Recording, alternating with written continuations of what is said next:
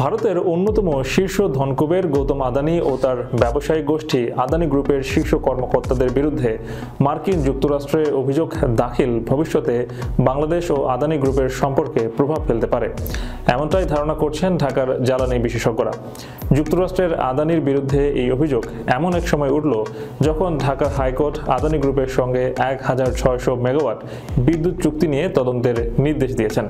এই চুক্তির আওতায় গড্ডা বিদ্যুৎ কেন্দ্র থেকে বাংলাদেশে বিদ্যুৎ রপ্তানি করা হয়। বাংলাদেশ প্রকৌশল বিশ্ববিদ্যালয়ের সাবেক অধ্যাপক ডক্টর ইজাজ হোসেন বলেন, আদানি ও শেখ হাসিনা সরকারের মধ্যে এই জ্বালানি চুক্তি শুরু থেকেই বিতর্কিত ছিল, কারণ এটি অন্য কোনো চুক্তির মতো টেন্ডারের মাধ্যমে হয়নি। তবুও অন্তর্বর্তী সরকার ইতিবাচক মনোভাব নিয়ে সংলাপ চালানোর চেষ্টা করছিল। তবে মার্কিন অভিযোগপত্রের পর সংলাপের সেই সুযোগ সংকুচিত হতে পারে, কারণ বাংলাদেশ এখন আদানি গ্রুপের উপর বেশি চাপ প্রয়োগ করতে পারে মূল্য সংক্রান্ত সমঝোতার জন্য। আদানির বিরুদ্ধে ওঠা অভিযোগের বিষয়ে এবং বাংলাদেশ প্রসঙ্গে ভারতের পররাষ্ট্র মন্ত্রণালয় কোনো মন্তব্য করেনি। তবে কর্মকর্তারা জানিয়েছেন, সরকারি পর্যায়ের বিদ্যুৎ সরবরাহ চুক্তি অব্যাহত থাকবে এবং কোনো বেসরকারি প্রতিষ্ঠানের সঙ্গে চুক্তিতে হস্তক্ষেপ করার প্রয়োজন নেই। আদানি পাওয়ার লিমিটেড 2023 সালের এপ্রিলে ঝাড়খণ্ডের গোড্ডায় অবস্থিত 800 মেগাওয়াটের ultra super critical thermal unit থেকে বাংলাদেশে বিদ্যুৎ সরবরাহ শুরু করে।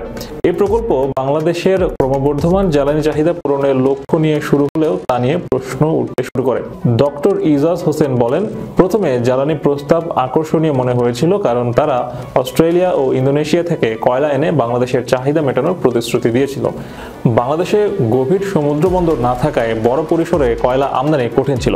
তবে সমালোচকরা বলেছেন, আদানি ভারত সরকারের কাছ থেকে ভর্তুকি পেলেও এর সুবিধা বাংলাদেশকে দেয়নি।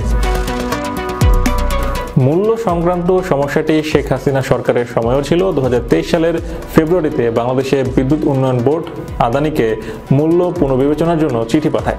আদানি প্রতি মেট্রিক টন কয়লার দাম $400 দাবি করলেও বিপিডিবি চুক্তি দেয় যে এটি $250 কম হওয়া উচিত, কারণ অন্যান্য কয়লাভিত্তিক বিদ্যুৎ কেন্দ্রের জন্য তারা এই দামেই কয়লা কিনছে।